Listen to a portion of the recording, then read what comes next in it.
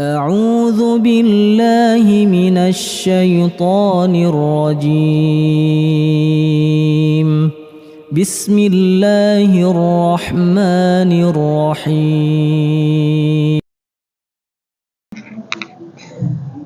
Bismillahirrahmanirrahim. Assalamualaikum warahmatullahi wabarakatuh.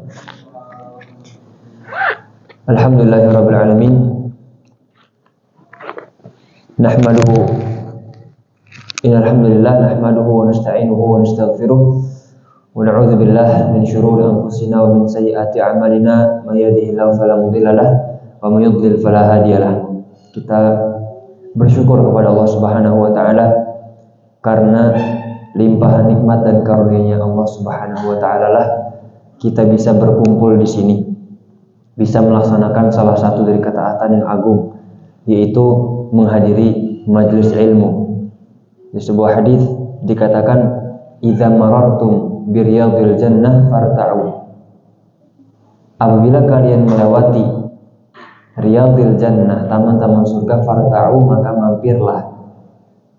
Qalu, mereka berkata, "Wa ma riyadul jannah ya Rasulullah?" Apa itu riyadul jannah? Hilaquz dzikr, halaqah dzikir, majelis ilmu. Atau kama qala Nabi sallallahu alaihi wasallam. Maka keberadaan kita di sini perlu dihadirkan bahwasanya ini adalah ketaatan yang agung, yaitu kita berusaha untuk ma'rifatullah, mengetahui Allah, mengetahui ilmu tentang Allah. Kemudian Allah Subhanahu wa taala berfirman, "Qul huwallazi ansha'akum wa ja'ala lakumus sam'a wal absara wal af'idah. Qalilan ma tashkurun." Kita perhatikan sejenak ayat ini para jamaah sekalian, Bapak Ibu yang dirahmati Allah Subhanahu wa taala. Bahwasannya Allah Subhanahu wa taala berfirman, katakanlah wahai Muhammad, huwallazi ansha'akum. Allah Subhanahu wa taala lah yang menciptakan kalian. Kata Al-Imam Ibnu Katsir, ansha'akum itu maksudnya ibtada'a khalqakum ba'da an lam takunu syai'an mazkuran. Yang artinya Allah itu menciptakan kalian dari yang sebelumnya kalian itu nggak ada namanya. Jadi keberadaan kita di muka bumi ini apakah karena permintaan kita? Jawabannya bukan. Allah Subhanahu wa taala yang menjadikan kita ada tanpa kita meminta. Dan ini sebuah nikmat yang besar. Allah Subhanahu wa taala mengadakan kita, melahirkan, membuat ibu kita melahirkan kita ke muka bumi ini. Dan gak hanya itu para jamaah sekalian, wa ja'ala lakumus sam'a wal absara wal afidah. Dan Allah juga menjadikan lakum bagi kalian itu apa? As-sam', pendengaran, wal absar, dan penglihatan, wal afidah. Taib.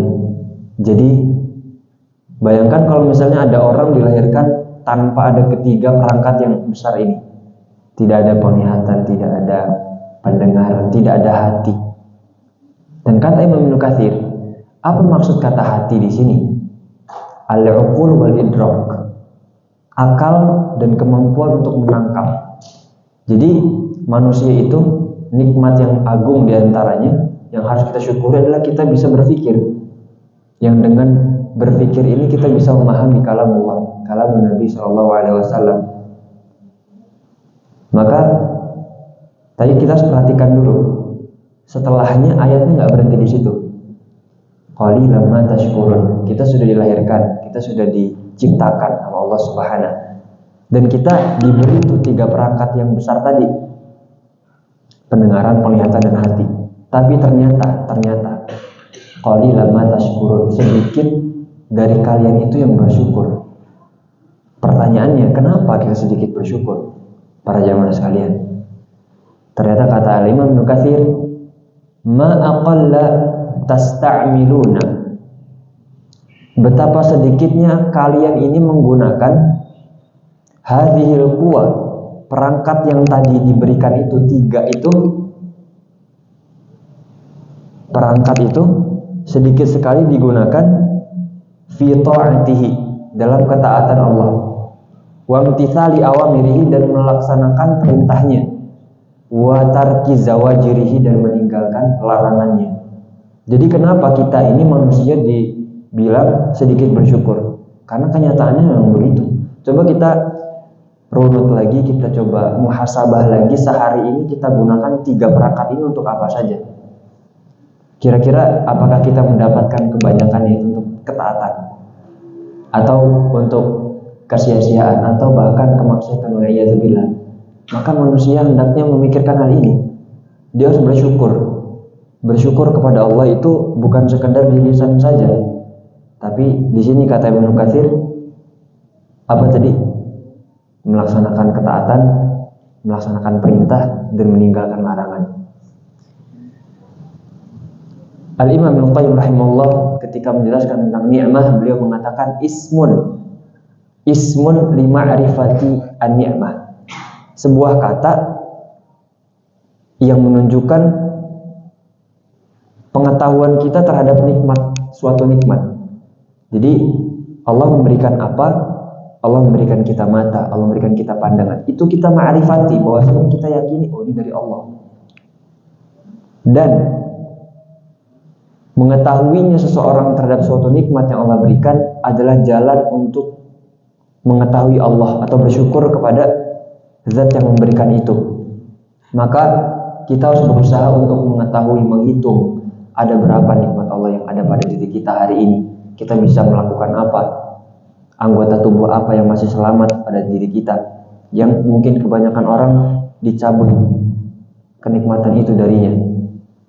Maka kita harus bersyukur kepada Allah sekali lagi terhadap apa yang Allah berikan.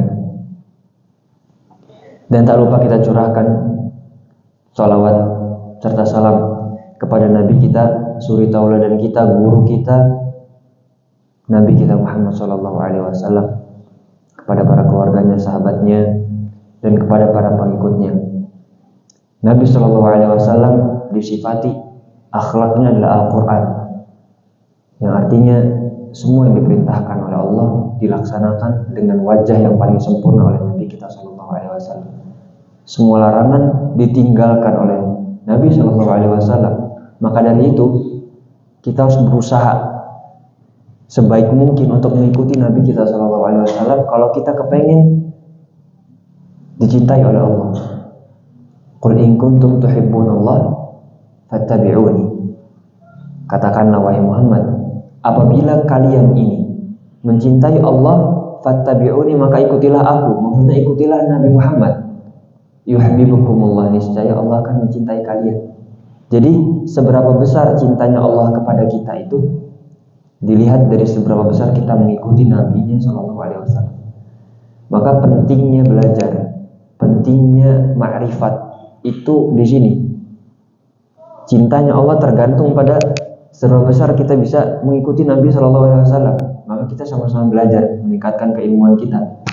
Dan cara terbesar untuk bersyukur kepada Allah adalah menggunakan 3 perangkat tadi itu: pandangan, pendengaran, dan hati kita untuk belajar, mempelajari Allah, ma'rifatullah, mempelajari nama-nama Allah Subhanahu. Oleh karena itu pada hari ini, pada sore hari ini, kita akan sama-sama mengenal salah satu nama Allah yang sangat agung, yang mungkin kita membacanya berkali-kali setiap hari, yaitu As-Samad. As-Samad. Dan mungkin ini adalah sholat favorit kita. Kalau kita sholat nafilah, kalau kita sholat yang pendek, ini sholat favorit kita, yaitu surat Qul Huwallahu Ahad. Baik. Jadi sebagai mukaddimah para jemaah sekalian yang dirahmati Allah Subhanahu wa taala, bahwasannya manusia itu adalah makhluk yang lemah. Itu harus kita ingat baik-baik. Kemarin Ustaz Heri Bagus hafizahullah membahas bahwasannya manusia itu disebutkan ada 3 di Al-Quran dari segi penciptaannya. Kalau kita masih ingat, yang pertama adalah bahwasannya dia adalah tanah, ya. Kemudian yang kedua dia adalah nutfah, mani yang hina. Kemudian yang ketiga disebutkan sifat-sifat manusia di situ. Di antara yang disebutkan oleh Ustaz Heri kemarin adalah wa khuliqal insanu dha'ifa, bukan? Innal insana khuliqa halu'a. Sungguhnya manusia itu diciptakan suka mengeluh. Dan kalau kita pikir banyak sifat-sifat manusia itu ternyata kurang baik di Al-Quran. Contohnya, wa khuliqal insanu dha'ifa wa kana al-insanu zaluman jahula. Jadi manusia itu sebenarnya lemah para jamaah sekalian, lemah sekali. Kalau kita mengetahui hakikat diri kita, untuk mengetes kelemahan kita mudah sekali. Coba kita dikasih task yang sangat banyak saja dalam satu hari, mungkin 9 atau 10, mungkin kita udah nggak bisa lagi berjalan atau nggak bisa berpikir dengan baik besok harinya. Itu menunjukkan kita begitu lemah. Baik, kita sudah sepakat bahwasanya kita ini manusia yang lemah. Oleh karena itu, kita butuh suatu sandaran yang kokoh dan kuat.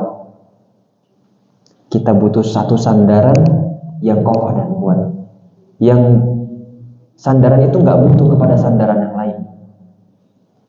Jadi kita butuh kepada sandaran yang dia bisa memenuhi semua hajat makhluk ketika kita minta kepadanya, ketika kita memohon kepadanya. Dan itu adalah Allah Subhanahu wa Ta'ala, As-Samad. Maka kita memperhatikan keadaan orang-orang yang gak beriman kepada Allah. Mereka itu hatinya pasti kalut, karena mereka gak tahu mau bersandar kepada siapa. Walaupun harta mereka banyak, anak mereka banyak, posisi mereka tinggi di masyarakat, tapi ketahuilah bahwasanya mereka itu menderita, sangat amat menderita. Karena mereka tidak tahu mau kembali ke siapa kalau misalnya ada masalah. Sedangkan kita tadi sepakat bahwasanya manusia itu lemah. Maka di sini kami akan membawakan fikih al-asma al-husna yang ditulis oleh Profesor Abdul Razak bin Abdul Muhsin Al-Abbad. Nah, kemudian secara muqaddimah dulu sebagai pendahuluan, apa itu As-Samad? As-Samad itu nanti akan diterangkan betapa luar biasanya nama ini. Secara kesimpulan, As-Samad adalah yang dibutuhkan oleh segala makhluk, tapi tidak membutuhkan kepada satu makhluk pun. Itu adalah As-Samad. Jadi As-Samad itu yang dibutuhkan oleh semua makhluk yang ada di langit dan di bumi ini, tapi dia nggak butuh sama satupun. Jadi Allah Subhanahu wa Ta'ala menciptakan arsy yang Allah beristiwa di atasnya, itu bukan menunjukkan Allah butuh kepada arsy. Kalla wa hasya, tidak, maha suci Allah. Begitu juga Allah menciptakan para malaikat, para jemaah, bukan berarti Allah itu butuh sama malaikat. Bukan, justru ini menunjukkan bahwasanya Allah mampu menciptakan pasukan. Maka pertanyaan orang-orang sekuler, ateis yang menunjukkan bahwasanya Allah itu memiliki kelemahan, maka itu salah. Dia sama sekali tidak mengagungkan Allah Subhanahu. Jadi Allah itu As-Samad, dibutuhkan oleh semua makhluk dan tidak membutuhkan kepada satu makhluk pun. Diciptakannya malaikat, diberinya tugas mereka, itu bukan berarti Allah tidak mampu. Bahkan menunjukkan keagungannya Allah, kemahakuasaannya Allah atas itu semua. Baik. Kemudian kita baca bersama. Qala al-mu'allif rahimahullah, hafizahullah ta'ala, dan telah ada nama ini dalam surat Al-Ikhlas. Qul huwallahu ahad, Allahus samad, lam yalid wa lam yulad wa lam yakul lahu kufuwan ahad. Katakanlah bahwasanya Allah itu esa. Allahus samad, Allah itu as-samad, tidak melahirkan dan tidak pula dilahirkan, dan tidak ada baginya satupun yang sama dengannya. Dan surat Al-Ikhlas ini para jamaah sekalian adalah surat yang setara dengan sepertiga Al-Quran, thuluthul Quran. Thuluth Al-Quran. Kenapa dibilang thuluth Al-Quran? Karena Al-Quran itu terbagi menjadi 3. Yang pertama ahkam, hukum-hukum. Yang kedua qasas, kisah-kisah. Dan yang ketiga tauhid. secara madmunnya atau isinya, ya. Dan kemudian surat Al-Ikhlas ini isinya semuanya tauhid. Allah itu Esa, Allah itu As-Samad, Allah itu tidak melahirkan dan tidak perlu dilahirkan, dan tidak ada yang sama sekufu dengan Allah satupun. Baik. Kemudian ada hadis dari Abu Sa'id Al-Khudri radhiyallahu anhu dalam Sahih Al-Bukhari. Beliau berkata, Nabi SAW bersabda kepada para sahabatnya, "Aya'jizu ahadukum an yaqra'a thulutsal Qur'an fi lailah?" Apakah sulit bagi kalian untuk membaca sepertiga Al-Quran dalam satu malam? Fasyaqqa dzalika 'alaihim, kemudian mereka merasa hal itu berat. Membaca sepertiga Al-Quran itu berat. Wa qalu ayyuna yutiqu dzalika ya Rasulullah? Siapa di antara kita yang bisa melakukan itu wahai Rasulullah? Faqala Allahul wahidus samad thuluthul Qur'an. Allahul wahidus samad thuluthul Qur'an. Dan ini sahih riwayat Imam Al-Bukhari. Surat Al-Ikhlas berarti adalah sepertiga Al-Quran. Jadi itu fadilah singkat tentang surah Al-Ikhlas. Selayaknya ketika kita membaca surah Al-Ikhlas bersamaan dengan pendeknya surah itu, ketahuilah bahwasanya ia memiliki makna yang sangat agung yang harus kita tadabbur. Taib, di sini kita sekarang membahas tentang nama Allah yaitu As-Samad. Kata Syekh Abdul Razak, "Was-samadu ma'nahu As-Sayyidul Azim." Was-samadu ma'nahu As-Sayyidul Azim. Sayyid itu yang mulia, yang agung. Alladzi qad kamula fi ilmihi, yang sempurna pada ilmunya. Itu yang pertama. Kemudian yang kedua, wa hikmatihi, dan hikmahnya juga sempurna. Wa hilmihi, dan kelembutannya. Wa qudratihi, dan kemahakuasaannya. Wa izzatihi, dan kemuliaannya. Wa azamatihi, dan keagungannya. Wa jami'i sifatihi, dan seluruh sifat-sifatnya. Maka Allah Subhanahu wa ta'ala As-Samad itu maknanya Allah adalah zat yang agung, yang sempurna ilmunya, sempurna kebijaksanaan hikmahnya, kelembutannya, kudrah, kemahakuasaannya, kemuliaannya, dan keagungannya. Dan seluruh sifat-sifat Allah itu semuanya sempurna.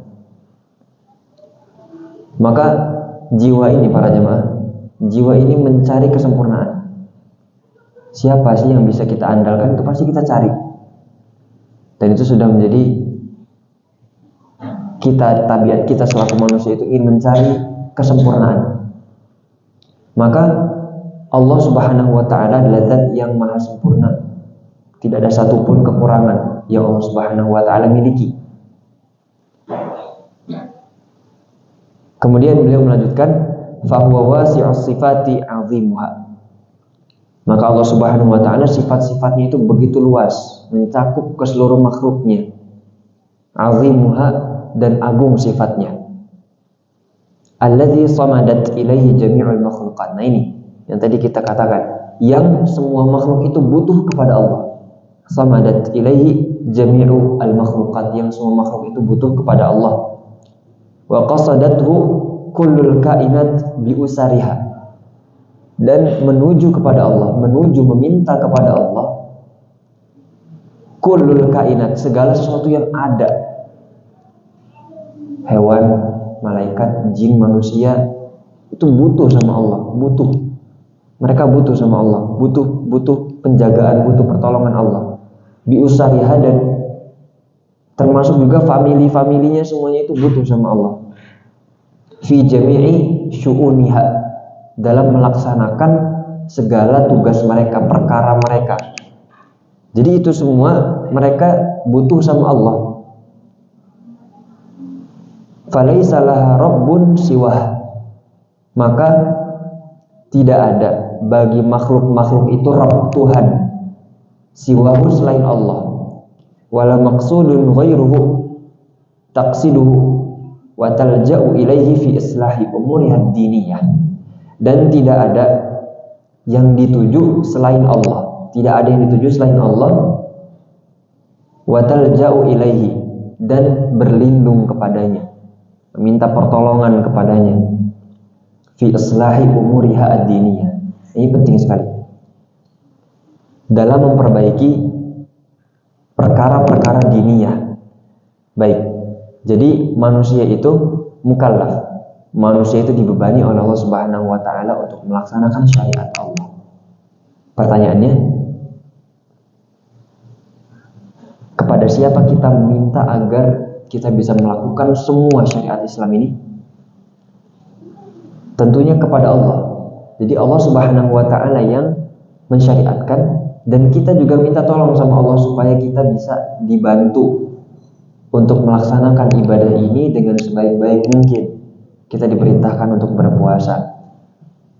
Sempat kita bahas juga bahwasanya puasa itu fa innahu li wa ana ajzi bihi. Kenapa puasa itu dinisbatkan kepada Allah? Karena puasa adalah ibadun sirrun khafi, yang cuma Allah yang tahu. Maka cara kita supaya bisa merealisasikan ibadah puasa ini dengan sebaik-baiknya para jamaah sekalian, kita minta tolong sama Allah. Kita minta tolong supaya kita bisa menjalankan puasa dengan sebaik-baiknya. Begitu juga dengan seluruh ibadah yang lain, sholat. Dan ketahuilah bahwasanya ibadah yang besar itu juga adalah ibadah hati. Allah Subhanahu wa taala itu melihat kepada hati seseorang. Nabi SAW bersabda, innallaha la yanzuru ila suwarikum wa la ila amwalikum. Allah itu sesungguhnya tidak melihat kepada suar. Suar itu bentuk tubuh kita, mau kita mancung, mau kita pesek, mau kita kulitnya gelap, mau kita kulitnya terang. Itu Allah nggak melihat itu, para jamaah sekalian. Wala ila amwalikum, dan Allah juga melihat harta kita, sebanyak apa sih kita bisa menumpuk harta di muka bumi ini. Allah tidak melihat itu semua. Walakin, tapi yanzuru ila qulubikum wa a'malikum. Tapi Allah melihat kepada hati kita, hati kalian, dan amal-amal kalian. Maka untuk bisa menegakkan ini dengan sebenar-benarnya, untuk bisa meluruskan hati, untuk bisa meluruskan amal, itu kita mintanya ke siapa? Ke Allah Subhanahu. Maka dari itu kita sudah pernah bahas, kita mengulang lafaz atau ayat ihdinas siratal mustaqim berapa kali dalam sehari? 17 kali ini minimal. Belum kita sholat tarawih, belum kita qiyamul lail, belum kita nawafil rawatib. Yang artinya ini kita butuh pertolongan Allah untuk bisa menjalankan ketaatan Allah ini. Kemudian untuk bisa diperbaiki hatinya juga kita minta tolong sama Allah. Nabi SAW bersabda, sering Nabi SAW berdoa apa? Ya muqallibal qulub, tsabbit qalbi ala dinik. Wahai yang membolak-balikan hati, tolong kokohkan hati aku di atas agama Engkau, ya Allah. Yang artinya manusia ini sangat lemah, sangat amat lemah. Kita harus tahu kepada siapa kita kembali. Kita harus tahu kepada siapa kita bersandar. Jangan sekali-sekali kita mengandalkan diri kita sendiri untuk melaksanakan ketaatan Allah. Wa fi islahi umuriha dunyawiyah. Dia juga melanjutkan untuk memperbaiki perkara-perkara yang bersifat duniawi. Seorang ayah memberikan nafkah kepada anaknya. Seorang siswa berusaha untuk lulus pada ujian-ujiannya. Entah dia ketika mau melamar kerja, entah dia ketika mau masuk ke suatu instansi. Ini semua tidak lepas dari meminta pertolongan kepada Allah. Karena tadi samadat ilaihi jami'ul makhluqat. Semua makhluk ini sadar mereka harus kembali kemana, minta tolong sama siapa. Tentunya nanti di sini ada faedah yang sangat besar. Taqsiduhu 'indan nawaibi wal muz'ijat. Yang makhluk-makhluk ini yang tadi disebutkan itu semuanya kembali kepada Allah, meminta kepada Allah 'indan nawaib, tatkala adanya bencana-bencana, wal muz'ijat, dan perkara-perkara yang tidak ia sukai. Tidak dipungkiri lagi para jamaah sekalian bahwasanya hidup ini nggak semuanya kita kepengen terjadi itu terjadi. Tidak semua yang kita inginkan terjadi itu terjadi. Dan ketika itu terjadi kepada kita, maka apa yang harus kita lakukan adalah kembali kepada Allah, mengingat bahwasannya kita hanyalah makhluk yang tidak memiliki apa-apa, yang lemah. Bahkan bisa jadi momen ini adalah momen kita untuk bisa menjadi tadarru', untuk bisa menjadi rendah dan hina di sisi Allah. Betapa banyak bencana yang mendekatkan diri kepada seseorang, tapi juga ada ketaatan yang malah menjauhkan dirinya dari Allah Subhanahu. Kenapa bisa? Karena ketika dia melakukan ketaatan itu, dia merasakan, ini loh saya ngelakuin, Allah nggak ada sangkut pautnya. Ini karena saya keluarin ini uang banyak karena saya kerja keras. Saya sholat malam sampai jam 3 ya karena saya kuat. Nggak ada sama sekali menunjukkan ini karena Allah. Maka ketaatan yang seperti ini, kata Syekh Muhammad Hasan, bi'sat ta'ah, seburuk-buruknya ketaatan. Ini pentingnya kita mempelajari isim Allah ini as-samad, bahwasanya kita ini lemah. Ketaatan sedikit itu yang kita lakukan itu, pada hakikatnya itu semua dari Allah, para jemaah sekalian. Maka untuk memperbaiki umur dunyawiyah wa umur ukhrawiyah, umur diniyah dan umur dunyawiyah adalah dengan cara kembali kepada Allah. Ini adalah kaidah yang penting untuk memperbaiki itu semua. Ketika kita merasakan dalam hidup kita kok ada yang kurang kita pas nih, kurang serak ini, mengganggu, kita kembali kepada Allah.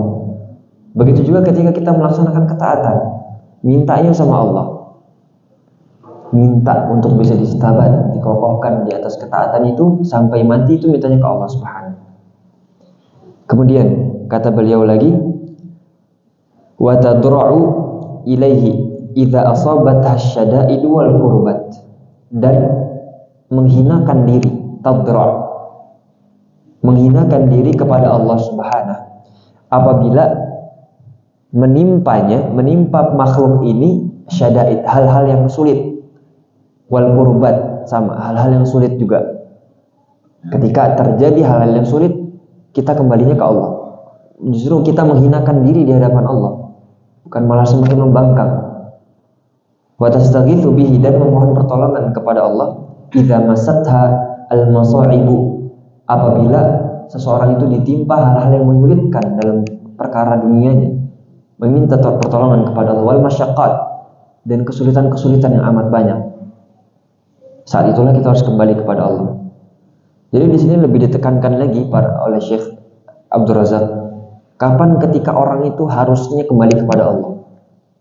Tadi an-nawaib, ketika bencana. Kemudian ketika syada'id, perkara-perkara yang menyulitkan. Kemudian ketika masaib, sama perkara-perkara yang menyulitkan.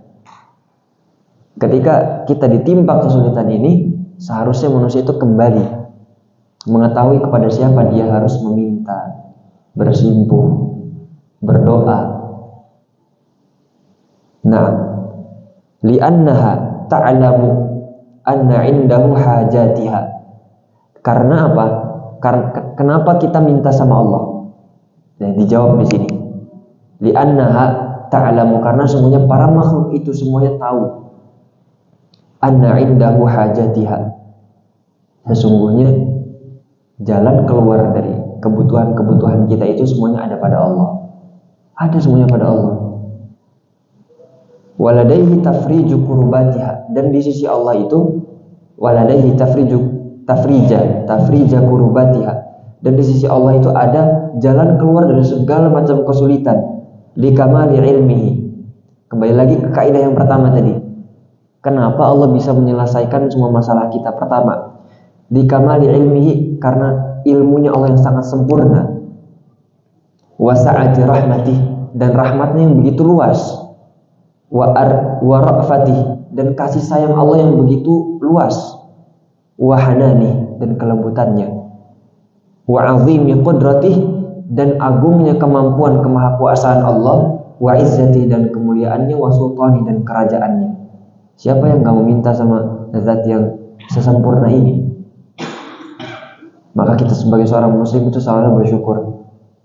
kita tahu mau kembali ke siapa gitu. Kita tahu mau minta sama siapa. Sedangkan 1/3 atau 2/3 umat lain dari 9 atau 8 miliar manusia ini, mereka nggak kenal siapa Allah. Kita dilahirkan alhamdulillah dalam keadaan muslim, maka tugas kita selanjutnya adalah mempelajari. Jangan merasa cukup, jangan pernah sekali-sekali kita merasa cukup. Terus mempelajari, terkhususnya adalah nama-nama Allah Subhanahu, supaya kita bisa mengetahui apa saja keagungan Allah, sebesar apa keagungan Allah. Jadi itu pengertian As-Samad dari Syekh Abdul Razak, yang artinya intinya tadi adalah zat yang dibutuhkan oleh semua makhluk dan tidak membutuhkan kepada siapapun. Itulah As-Samad. Karena apa tadi? Karena kesempurnaan ilmunya, hikmahnya, kasih sayangnya, kemudian kemahakuasaannya, kemuliaannya, dan seluruh sifat Allah itu sempurna. Maka kita minta kepada Allah. Ini adalah perkataan Syekh Abdul Razak. Kemudian para jamaah sekalian yang dirahmati Allah Subhanahu wa taala, Al-Imam Ibnu Jarir, penulis kitab tafsir At-Tabari, beliau menukilkan satu perkataan Ibnu Abbas radhiyallahu anhu terkait dengan makna As-Samad. Kata sahabat Ibnu Abbas radhiyallahu anhu, beliau mengatakan As-Samad adalah As-Sayyid alladzi qad kamula fi su'dadi. Zat yang mulia, yang agung, yang telah sempurna pada kemuliaan dan keagungannya. Wasyariful ladzi qad kamula fi syarafi. Zat yang mulia telah sempurna pada kemuliaannya. Wal azimul ladzi qad kamula fi 'azamati. Zat yang maha agung yang telah sempurna pada keagungannya. Wal halimul ladzi qad kamula fi hilmi. Dan zat yang maha lembut yang telah sempurna pada kelembutannya. Wal ghaniyul ladzi qad kamula fi ghinah. Zat yang maha kaya yang telah sempurna pada kekayaannya. Wal jabbarul ladzi qad kamula fi jabaruti. Dan zat yang maha kuasa, yang maha kuasa atas segala sesuatu, yang telah sempurna pada kekuasaannya, itu Jabbar.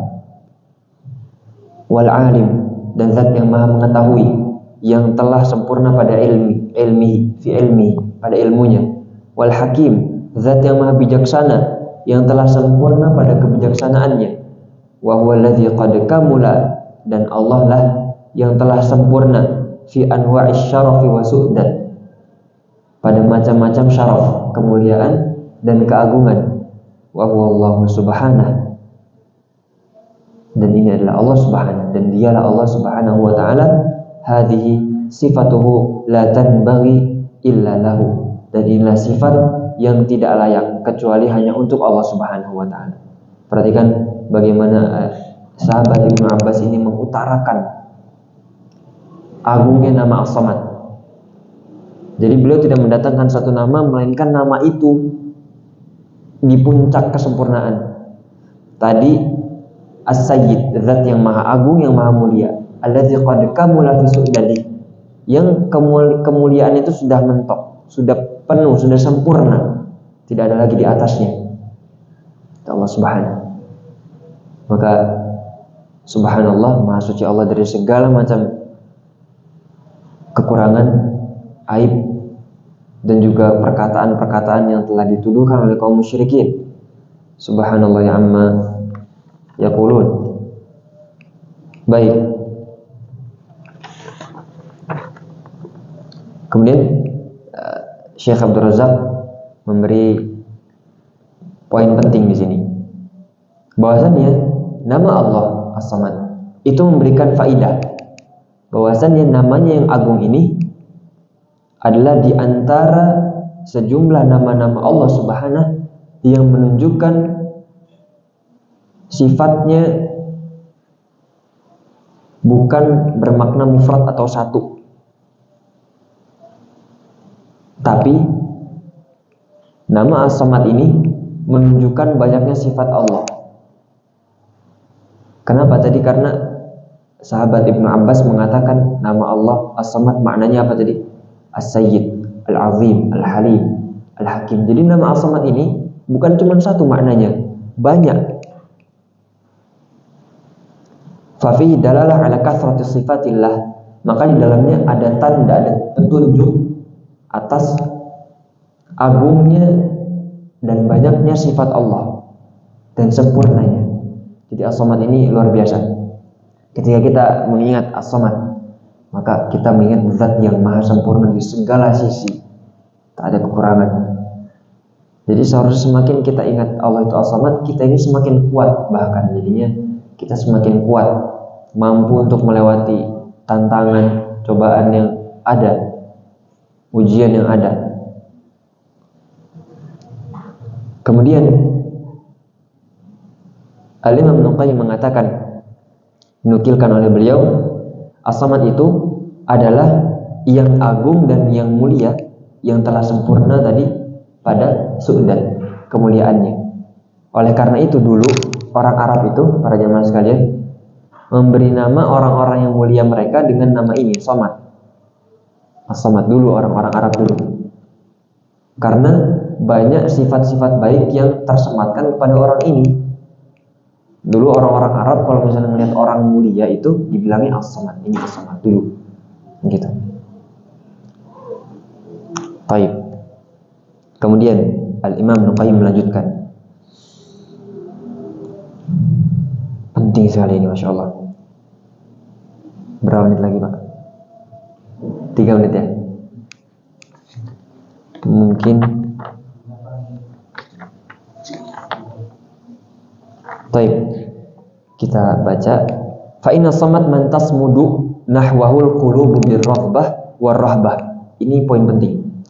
Samad, as-samad itu zat as-samad, Allah as-samad, yang maknanya tadi sudah kita jelaskan, adalah zat yang membutuhkan, tasmudu nahwahu, yang menuju kepadanya, yang butuh kepadanya, al-qulub, hati-hati manusia ini, para jemaah sekalian, itu butuh kepada as-samad. Yang tadi kita bilang bahwasanya hati itu, diri kita ini lemah, butuh sandaran yang maha kuat, yaitu Allah Subhanahu. Maka hati kita itu menuju dan butuh kepada Allah birraghbati warrahbah, dengan perasaan cinta, perasaan senang, perasaan harap, dan perasaan takut. Ini harus terkumpul di dalam diri manusia. Ar-raghbatu warrahbah, al-khawfu warraja. Ini adalah pilar, ini adalah ibarat dua sayap burung. Yang satu khauf, yang satu raja. Imam Ibnu Taimiyah mengibaratkan kepalanya itu mahabbatullah. Kepalanya burung adalah cinta kepada Allah. Adapun kedua sayapnya adalah khauf wa raja. Wallahu a'lam. Kemudian, mengapa kita membutuhkan Allah, kata Ibnu Qayyim, wa dzalika likathrati khisalil khair fihi. Hal itu dikarenakan terlalu banyaknya atau banyaknya sifat-sifat baik yang ada pada diri Allah Subhanahu. Wa kasratil awsafi alhamidati lahu, dan banyaknya sifat-sifat terpuji yang Allah miliki. Walihadza qala jumhurus salaf minhum Abdullah bin Abbas radhiyallahu anhum afwan, as-samadul ladzi qad kamula su'daduh. Yang tadi kita sudah bahas. Oleh karena itu kebanyakan jumhur ulama salaf, termasuk diantaranya Abdullah bin Abbas, mengatakan tadi as-samadu as-sayyidul ladzi qad kamula fi su'daduh. Qad kamula su'daduh adalah sayyid, yang agung, yang agung, yang mulia, yang telah sempurna pada yang telah sempurna pada kemuliaannya. Fa huwal alimul ladzi qad kamula ilmu, zat yang maha mengetahui, yang ilmunya sudah sempurna, zat yang maha kuasa, yang kekuasaannya sempurna, zat yang maha bijaksana, yang kebijaksanaannya sempurna, zat yang maha mengasihi, yang sayang, yang maha menyayangi, yang telah sempurna rahmatnya, dan zat yang maha memberi, yang maha dermawan, yang kedermawannya telah sempurna. Oleh karena itu para jamaah sekalian, dengan mengetahui nama Allah ini, kita bisa memperoleh beberapa faidah penting. Faidah yang pertama adalah bahwasannya kita mengetahui bahwasannya Allah Subhanahu wa taala yang paling berhak untuk kita minta pertolongan dan kita ibadahi. Allah Subhanahu wa taala berfirman, "Iyyaka na'budu wa iyyaka nasta'in." Hanya kepada Engkau lah kita menyembah dan hanya kepada Engkau lah kita mohon pertolongan. Maka ini faedah yang besar, as-samad. Berarti tadi kita bilang jiwa ini menginginkan yang sempurna dan menuju kepada yang sempurna, maka Allah ini yang paling sempurna, nggak ada lagi selain Allah. Semua sifatnya sempurna, namanya sempurna, zatnya sempurna. Kemudian kita menjadi tahu kepada siapa kita bersandar ketika adanya masalah yang berat, masalah hidup yang mungkin berat, yang mungkin sudah dilalui oleh para bapak-bapak sekalian ini. Maka tempat kembali satu-satunya, al-malja, tempat berlindung, hanyalah kepada Allah Subhanahu wa ta'ala. Mungkin ini saja yang bisa kita ambil pada sore hari ini. Kita manfaatkan sisa waktunya mungkin untuk berdoa kepada Allah, minta pertolongan kepada Allah agar diberikan kekokohan, diberikan penerimaan pada amal-amal yang telah kita lakukan. Allahumma taqabbal minna siyamana wa qiyamana wa sujudana wa tilawatina wa ruku'ana wa takhasyu'ana wa tadarru'ana ya rabbal alamin. Naqtatim wa sallallahu ala nabiyyina Muhammad wa ala alihi wa sahbihi ajma'in. Subhanakallahumma bihamdik asyhadu an la ilaha illa anta astaghfiruka wa atubu ilaik. Assalamualaikum warahmatullahi wabarakatuh. لئن شكرتم لأزيدنكم